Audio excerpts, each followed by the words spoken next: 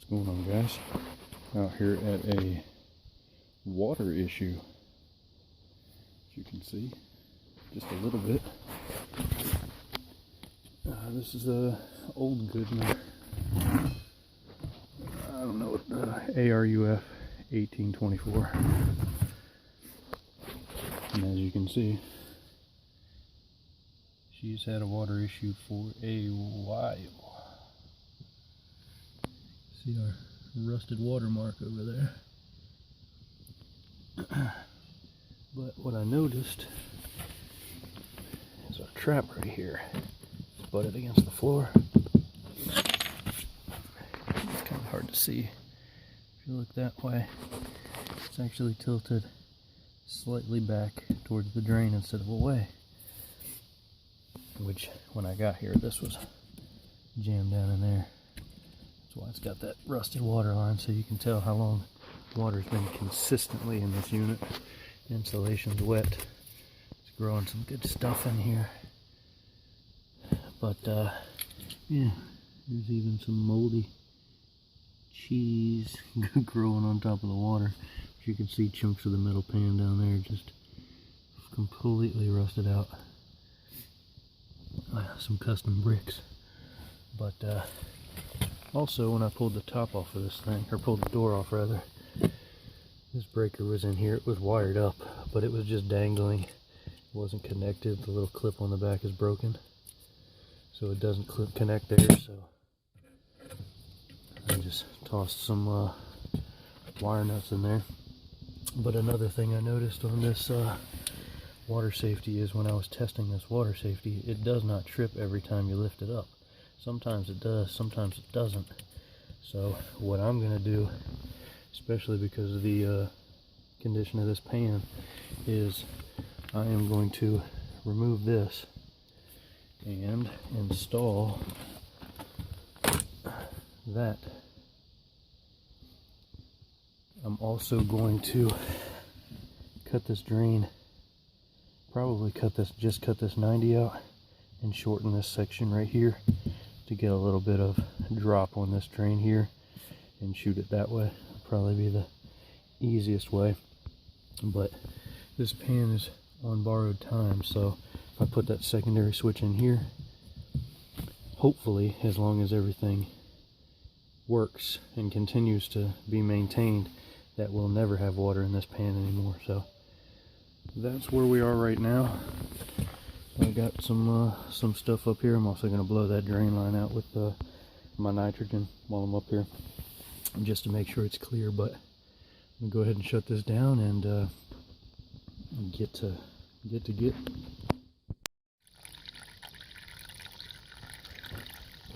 I'd say she had some water still left in her.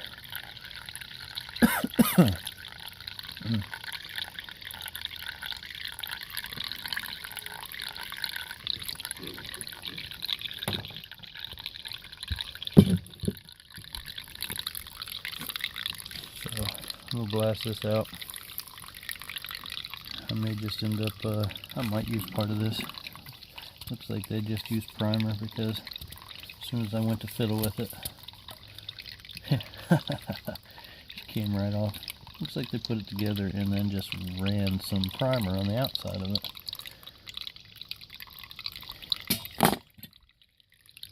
I wonder if those are going to be the same damn way. More than likely. Good times. I need to take a leak up here listening to that. Alright, back to work. Alright, got our drain line altered. You can see now there's a gap under here. It sits a little bit better, but also I'm going to put a strap down here right across this trap just to give it a little bit more slope. But I wanted to show you, I'm getting ready to put this water safety in, and I'm doing this with one hand, so you have to bear with me. But there's a gap between this nut and this housing right here. This float, I can't do it with one hand, but you can actually adjust it. You can screw the float so it hangs down in the unit farther, or you can screw it up so it hangs down shorter. I've seen several of these installed where they were hanging too far down inside of the pipe, and they were actually blocking this opening. Now obviously on the secondary it's not going to be an issue because it's not going anywhere, but they make a T-style version of these which can go in the primary drain line, and it would basically almost like an easy trap. Essentially it would have a T here instead of a 90, and the float would hang down.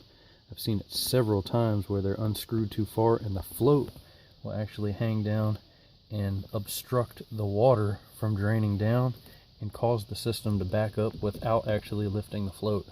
So while I was putting that in, I figured I'd show that just to keep it in mind if you ever have one.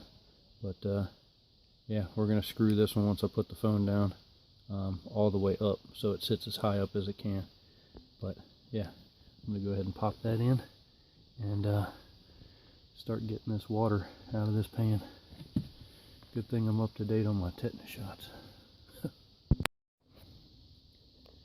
Alright, got our water safety in, got our drain line done, just got her strapped down just to give us some slope, some nice drain, some nice fall away from the air handler.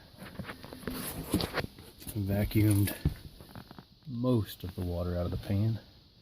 As you can see, once I started getting to the bottom, it's starting to pull up thick chunks of metal, and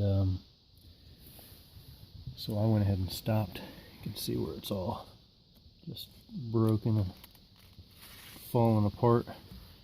So I did not want to create a hole in the bottom of this pan because it is very thin right there.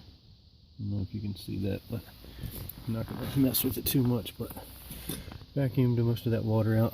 Now the owner agreed to put this secondary float switch in. She wants to hold off on replacing this water safety here, but like I told her, if she puts this one in, as long as this water safety works, then in theory there should never be water in this pan ever again. But the more safeties the better. It's good to have two, just so you have a redundant safety. If one fails, you have a backup. So we still have to come back out and check over this system since it's never been serviced, but it's only about 35 degrees outside, so it's not ideal to check the air conditioning, which is the issue that I'm here for. So we're going to reschedule to do that, but got my water safety wired in. They always wire these Goodmans outside of the cabinet. I guess it's just a Goodman thing, so I just wired it in line with the emergency pan float switch. It was breaking Y, so we just put them in series. No big deal. But yeah, I believe that's it. So I'm gonna pack up all my mess up here in this attic, and yeah, tote all this stuff down and get up out of here. So thanks for watching. Like, comment, subscribe, and we'll see you on the next one.